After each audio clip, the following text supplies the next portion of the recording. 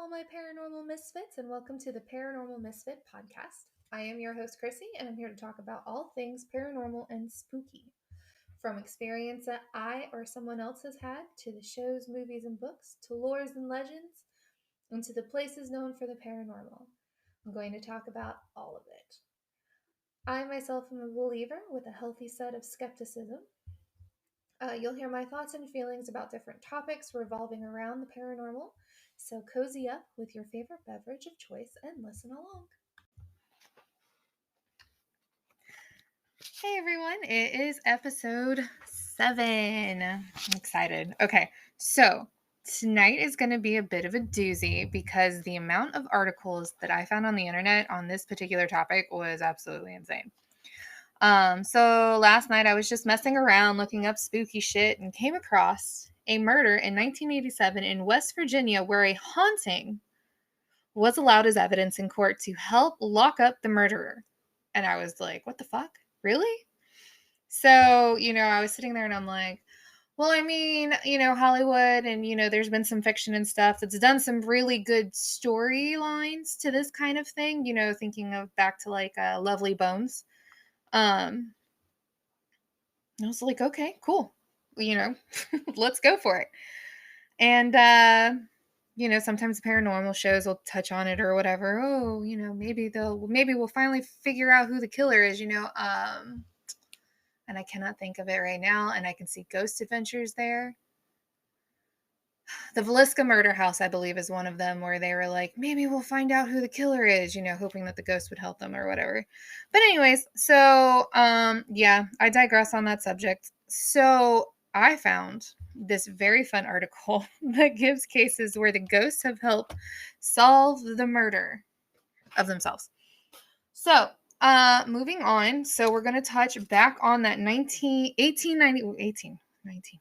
No. 1897 case that I had mentioned earlier. So for this one, it is the Greenbrier ghost, and this happened in West Virginia so the Greenbrier ghost is a popular name given to an alleged ghost of Elva Zona Hiester Sue. I probably butchered that whole name, and I apologize. She's a young woman from Greenbrier County, West Virginia, United States, who was murdered in 1897. Initially judged a death by natural causes, the court later declared that the woman had been murdered by her husband following the testimony of the victim's mother, Mary Jane Hiester, in which she claimed that her daughter's spirit revealed the true cause of death. So, back in October of 1896, Elva Zona Hester, who went by her middle name Zona, met a blacksmith, named Erasmus Stribling Trout Shoe. I am so sorry, guys, if I am butchering these names. Yeah. So anyways, so she meets Mr. Shoe and marries him soon after taking on his surname.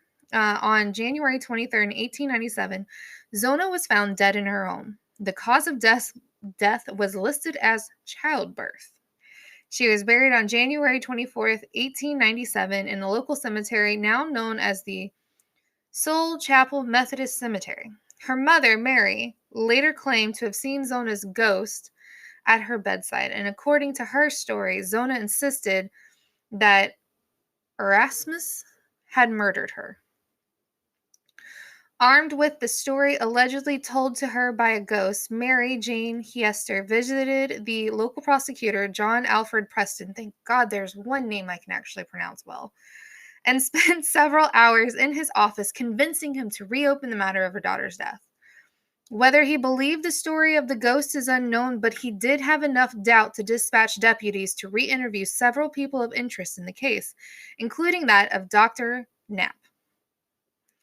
He was likely responding to the public sentiment as numerous locals had began suggesting that Zona had been murdered.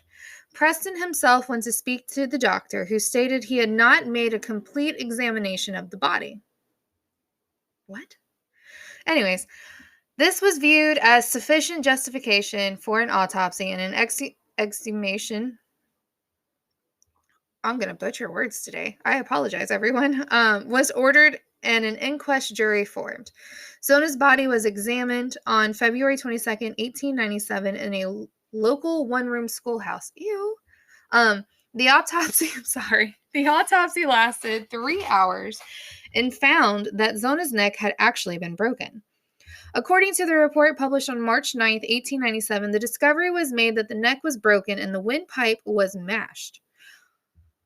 On the throat were the marks of fingers indicating that she had been choked. The neck was dislocated between the first and second vertebrae. The ligaments were torn and ruptured. The windpipe had been crushed at the point in the front of the neck. Shue was arrested and charged with the murder of his wife. Okay, so as Shue was being held in jail in Lewisburg, while waiting for the trial to begin, during this time, more information about his past had started coming to light. He had been married twice before. His first marriage ended in divorce, with his wife accusing him of great cruelty. His second wife had died under mysterious circumstances less than a year after they were married. Zona, his third wife, and Shue began to talk of wishing to wed 7 women. He freely spoke of this ambition while in jail and told reporters that he was sure he would be let free because there was so little evidence against him.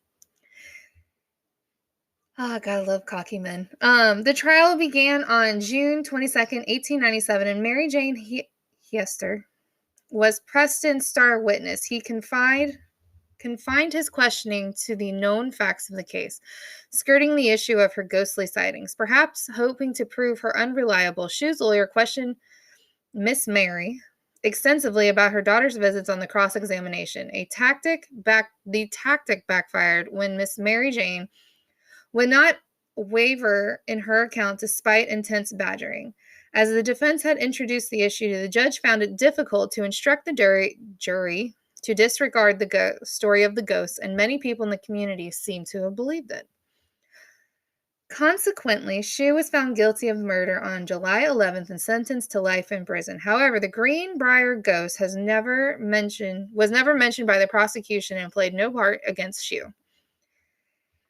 A lynch mob was formed to take him from the jail and hang him, but the mob was disbanded by the deputy sheriff before any damage was done. 4 of the mob's organizers later faced charges of their own actions. So, Shue died on March 13th, 1900, in the West Virginia State Penitentiary in Moundsville, the victim of an unknown epidemic. He was buried in an unmarked grave in a local cemetery. Cool thing is in West Virginia, they put up a state historical marker near the cemetery in which Zona is buried in, and it reads, "Interred in nearby cemetery is Zona Hiester Shue. Her death in 1897 was presumed natural until her spirit appeared to her mother to describe how she was killed by her husband Edward. Autopsy on the exhumed body verified the apparition's account. Shue, found guilty of the murder, was sentenced to the state prison, only known case in which the testimony of a ghost helped in convicting a murderer." So, pretty interesting. I saw it and was like, well, that's just fucking wild. Let's see if there's anything else I can find on it before.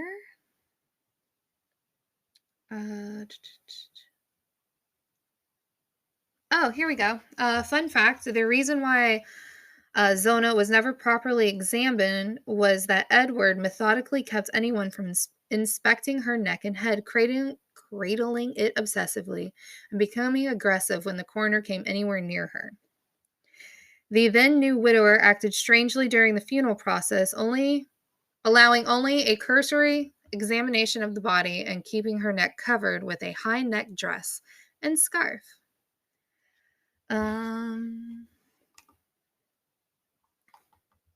So that is that for, hold on. Sorry.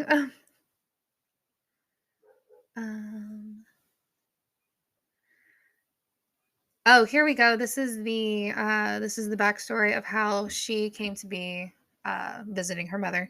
So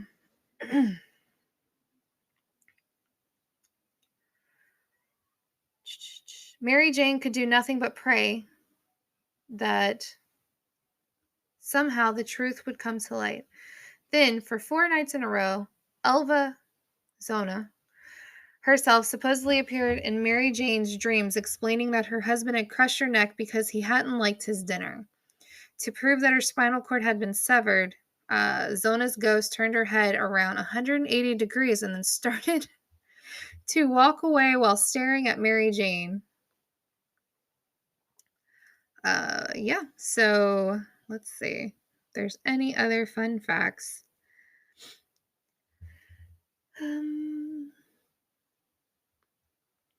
That is it for that one. Okay, cool. So the next one I'm going to touch on, which I found while reading on the Greenbrier murder, I then found one called the Red Barn murder. Okay. So this one happened in 1827, there was a killing in Polstead, Suffolk, England. A young woman named Maria Martin was shot dead by her lover, William Corder, in the Red Barn, a local landmark. The two had arranged to meet before eloping in Ipswich. Corder sent letters to Martin's family claiming that she was well, but after her stepmother spoke of having a dream that Maria had been murdered, her body was next year discovered in the barn. Okay, there we go. That made sense. Corder was tracked down in London where he had married. He returned to Suffolk and was found guilty of murder in a well-publicized trial. In 1828, he was hanged by Bury St. Edmunds in an execution witnessed by a huge crowd. The story provoked numerous newspapers, articles, songs, and plays. The village where the crime had taken place became a tourist attraction, and the barn was stripped by souvenir hunters. Oh, that's terrible. There are plays, ballads, and songs remained popular for the next century and continue to be performed today. So let's go for the backstory. Maria Martin, born July 24th, 1801, was the daughter of Thomas Martin, a mole catcher from Polstead, Suffolk. In March 1826, when she was 24, she formed a relationship with the 22-year-old William Corder. Martin was an attractive woman, and relationships with men from the neighborhood had already resulted in 2 children. One child belonging to Corder's older brother, Thomas, died as an infant, and the other, Thomas Henry, was still alive at the time when Corder met Martin. Thomas Henry's father, Peter Matthews, did not marry Martin, but regularly sent money to provide for the child. Corder, born in 1803, was the son of a local farmer and had the reputation as something of a fraudster and a ladies' man. He was known as Foxy at school because of his sly manner. Corder had fraudulently sold his father's pigs, although his father had settled the matter without involving the law, but Corder had not changed his behavior. He later obtained money by passing a forged check for £93, and he had helped local thief Samuel Beauty Smith steal a pig from a neighboring village. When Smith was questioned by the constable over the theft, he made a prophetic statement concerning Corder. I'll be damned if he will not be hung some of these days. Corder had been sent to London in disgrace after his fraudulent sale of pigs, but he was recalled to Polstead when his brother Thomas drowned attempting to cross a frozen pond. Corder's father and 3 brothers all died within 18 months of each other, and only he remained to run the farm with his mother. Corder wished to keep his relationship with Martin a secret, but she gave birth to their child in 1827 at the age of 25 and was apparently keen that she and Corder should marry. The child died. Later reports suggested that the child may have been murdered. But Corder apparently still intended to marry Martin. Then that summer, in the presence of her stepmother, Anne Martin, Corder suggested that she meet him at the Red Barn from where he proposed that they elope to Ipswich. He claimed that he had heard rumors that the parish officers were going to prosecute Maria Martin for having bastard children. Corder initially suggested that they elope on Wednesday evening, but later decided to delay until Thursday evening. On Thursday, he was again delayed. His brother falling ill is mentioned as the reason in some sources, although most claim that all of his brothers were dead by this time. On Friday, May 18th, 1827, Corder appeared at Martin's cottage during the day, and according to Anne, he told her stepdaughter that they had to leave at once as he had heard the local constable obtaining a warrant to prosecute her. No warrant had been obtained, but it is not known if Corder was lying or was mistaken. Martin was worried that she could not leave in broad daylight, but Corder told her that she should dress in men's clothing so as to avert suspicion. He would carry her things to the Red Barn and change before they continued on to Ipswich. Shortly after Corder left the house, Martin set out to meet him at the Red Barn, which was situated on Barnfield Hill, about half a mile from Martin's cottage. This was the last time she was seen alive. Corder also disappeared, but later turned up and claimed that Martin was in Ipswich or in some other place nearby, and that he could not yet bring her back as his wife for fear of provoking anger of his friends and relatives. The pressure on Corder to produce his wife eventually forced him to leave the area.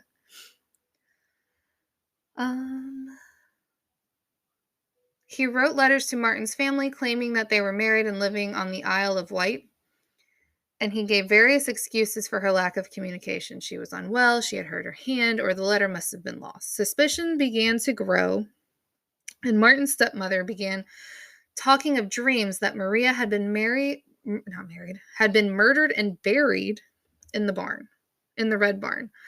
On April 19th, 1828, she persuaded her husband to go to the Red Barn and dig in one of the grain storage bins. He quickly uncovered the remains of his daughter buried in a sack. She was badly decomposed, but still identifiable. An inquest was carried out at the Cock Inn at Polstead, which still stands today, where Martin was formally identified by her sister Anne for some physical characteristics. Her hair and some clothing were recognizable, and she was known to be missing a tooth, which was also absent from the jawbone of the corpse. Evidence was uncovered and implicated Corder in the crime. His green handkerchief was discovered around the body's neck. So then they capture him.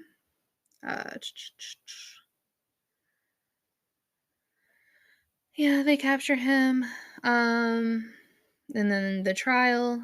So the trial started on August 7th, 1828, having been put back several days because of the interest which the case had generated. The hotels in Bury St. Edmunds began to fill up as early as July 21st, and admittance into the court was by ticket only because of the large numbers of people who wanted to view the trial. Despite this, the judge and court officials still had to push their way bodily through the crowds that had gathered around the door.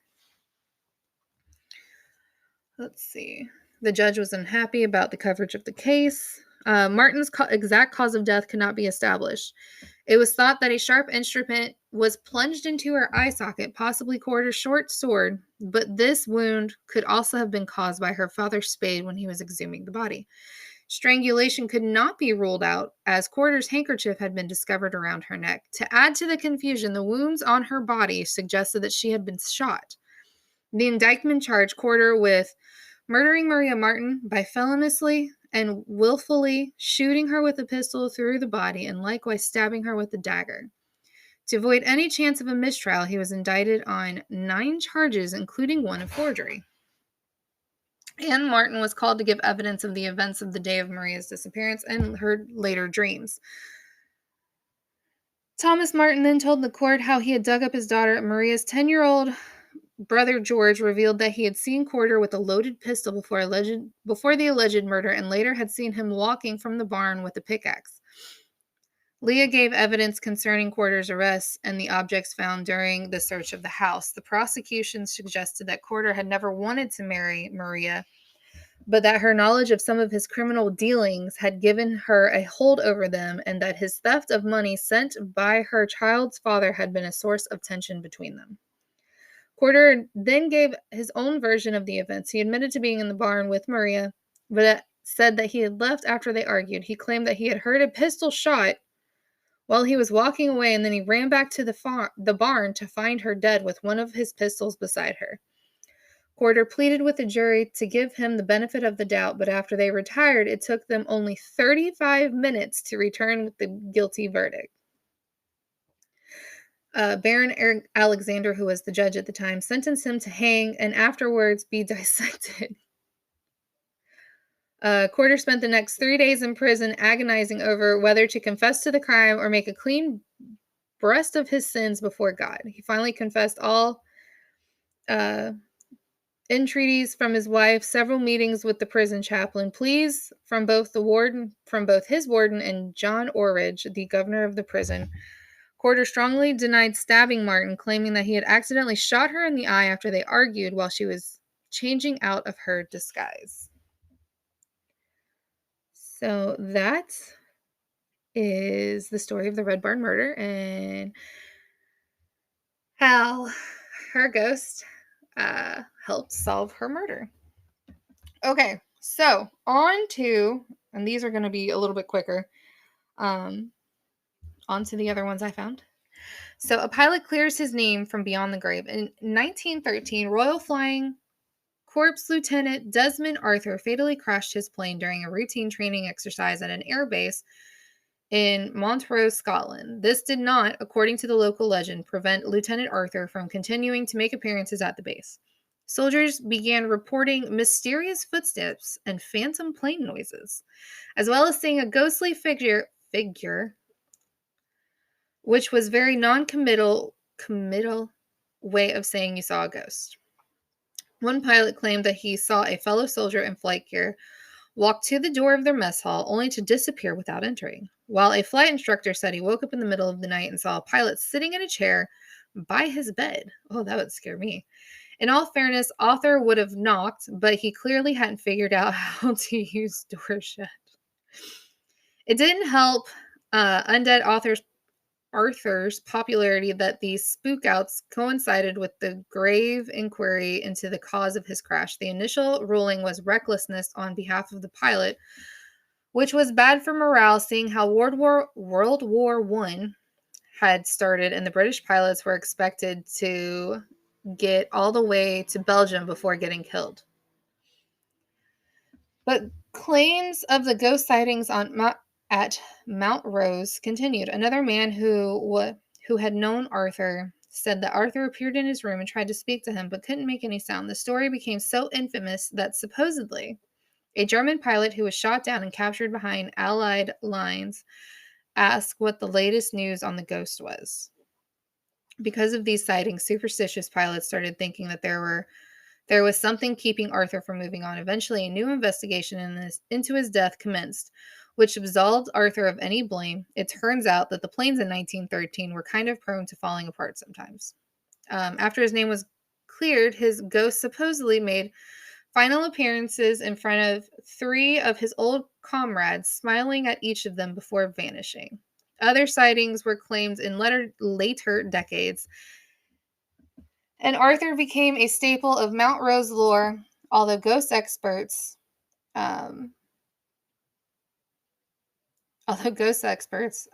believe that these were simply other pilots who had been killed during the World Wars and that Arthur was content to stay dead after his reputation had been restored. But he was honored with a wreath-laying ceremony on the 100th anniversary of his death, just to make sure he wouldn't have any excuses to drop in again. Okay, so, sorry. I promise there's not too many more. I promise. I know this is long. So the next one is a psychic's dream leads her to a completely unrelated murder. Inviting a psychic to help in a murder investigation is practically announcing to the killer that they should feel free to buy a house, settle down, and start coaching a local softball team. Police might as well start burning candles in the church to ask Jesus if he saw anyone run that away. But sometimes even psychics can get lucky and finding a needle in a haystack, although it may not be the right needle. Okay, so this is pretty recent. Well, kind of recent. In 2010, an Australian psychic, Cheryl Carroll Lagerwey, claimed that she had a dream which showed her where to find the body of Keisha Abrahams, a missing 6-year-old girl. And while we would personally give a wide berth to any murder locations we dream of. Cheryl decided to check out the place. She didn't find Abrams, but she did find a macabre consolation prize of an adult woman's decomposing torso. The mangled torso was eventually identified as the remains of Christy McDougall, who had been strangled to death and chopped into pieces by her boyfriend. It wasn't totally random, though. The body was found on a remote Aboriginal reserve, which had already been searched thoroughly because police believed it was a possible dumping site for Abraham's body. She was later found elsewhere, and her mother was convicted of her murder. Oh my God. But there was really no better way to describe finding a torso when you're not looking for one. While Cheryl's discovery led to the arrest and conviction of McDougall's killer, police made it very clear that this discovery does not change their opinion about the use of psychics. The police chief later released a statement that acknowledged the good outcome but made it clear that he has certain strong feelings about people who claim they are psychic. I do not think it will help if we enter a discussion on that. Which honestly was a nice way of saying, don't get me started on these dream idiots. Carol, for her part, credits her Aboriginal dreaming and a bad feeling. As the old saying goes, even a blind squirrel can find a dismembered torso once in a while. Okay, so we did that one. And then Teresita Basa possessed the living to name her killer. I really hope I said her name right. If I didn't, you guys know that you can always correct me in the comments or in a DM. So, excuse me. Ooh. The law of headlines dictates that anytime a headline is a question, the correct answer is nope. Do cookies cause cancer? Are Brad and Jennifer going to get back together? Can you look at this video of a puppy and a kitten who are friends without crying? But nowhere should this rule be more self-evident than when a serious journalist asks the question, did voice from grave finger murder suspect? What? Is that really what? Yes, that is. That is terrible headline. Anyways, this one goes back to the 1977 murder of Teresita Basa, a hospital employee who was found stripped, stabbed, and burned in her ransacked apartment. After weeks of investigating, police still weren't any closer to finding the killer, with only a journal entry stating, "Get tickets for AS," considered noteworthy, pun 100% intended. Then, after 6 frustrating months, detectives finally received a tip about an employee at Basa's hospital named Alan Showery, a man with very suspicious initials. But who came through with the tip? Teresita Basa, if you can believe it. When the police traced the call, they ended up meeting Jose and Remy Chua. According to Remy Basa, Showery showed up at Basa's apartment to fix her TV, but ended up murdering her and stealing her jewelry. When asked how they knew so much about the murder, Jose claimed that on 3 occasions his wife had been possessed by Basa, and then explained the details of the crimes. You know, that classic scenario every marriage goes through sooner or later. Police searched Showery's apartment and found a ring and a pendant that belonged to Basa. They arrested Showery, who eventually pled guilty and was sentenced to 14 years. What? Anyways, but while the case of Basa's murder was solved, there was this one big what the fuck concerning her spiritual snitching. It was quickly discovered that Remy Chua was not, as initially claimed, a total stranger.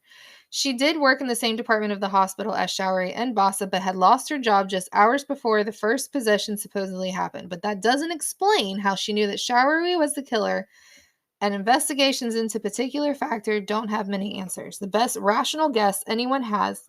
Salem, do you need to be so loud? Sorry, that's my cat. Where was I? Hold on. Okay.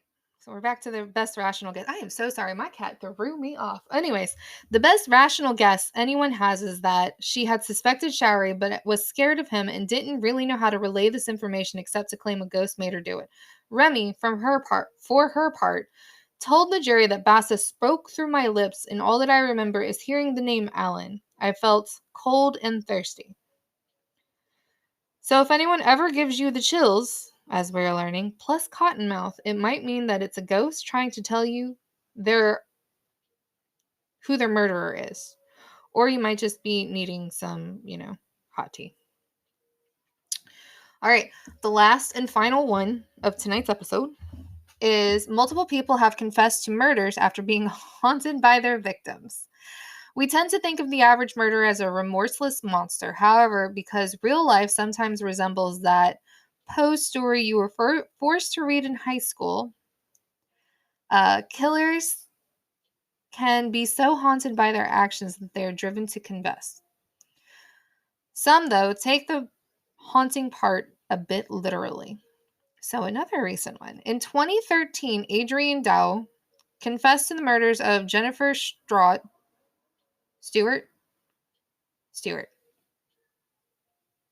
Yeah, sorry.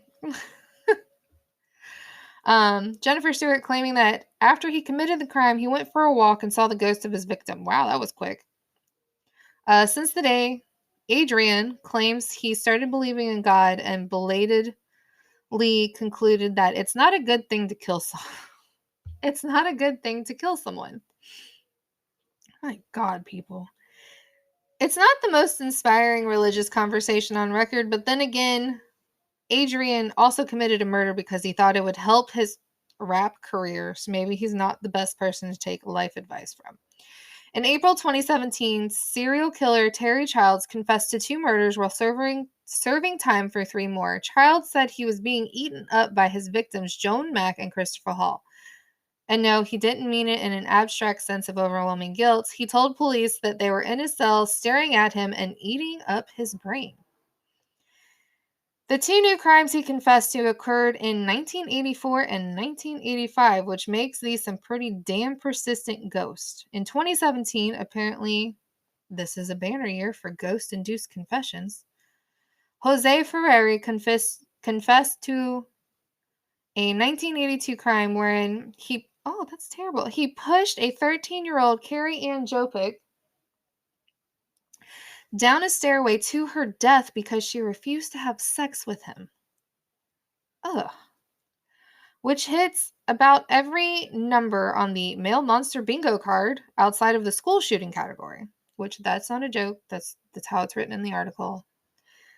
Her mother credits Jopic rather than the police for solving the crime because 33 years after she was killed, Ferreri claimed that the girl's spirit had been haunting him and confessed. So keep that in mind. If you ever plan to haunt someone, persistence will get you results in a way that a couple of quick jump scares never can. And there we have it.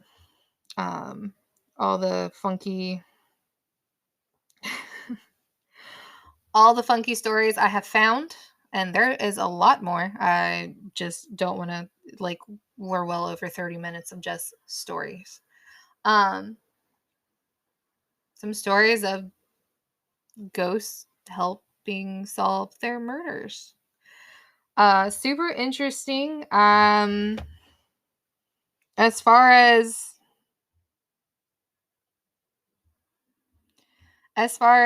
whenever the ghost is haunting their actual killer, I completely see that as guilt.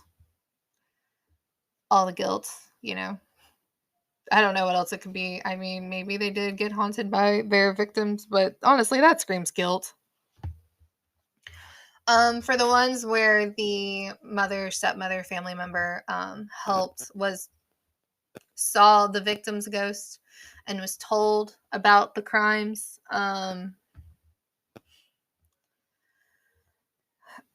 don't know. I don't want to discredit it. I never want to discredit anything in anyone's uh instances, anyone's experiences, but like I don't know. I'm still a skeptic on that one. Stories are cool. Lots of fun facts. I mean, it's a kind of a consistent factor over the years. You're talking like two cases from the 1800s, you get to the 1900s, you get to the 2000s. I mean, crazy. But yeah, I seriously hope you enjoyed this episode. If you know of any of these type of stories, please feel free to message me, DM me, whether it's on the podcast or it's on Instagram. And also, tell me what you think. Do you think that the ghosts of these victims really helped solve their own murders? Like, tell me what you think. Well, that concludes this episode of the Paranormal Misfits.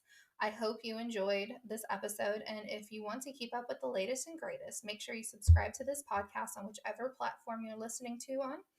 And give me a follow on Instagram at Paranormal Misfit. If you have your own spooky paranormal story you'd like to share or want to hear about a particular lore, place, or whatnot, please feel free to drop me a DM in Instagram. And on that note, I will catch you all later at the next episode, my ghouls.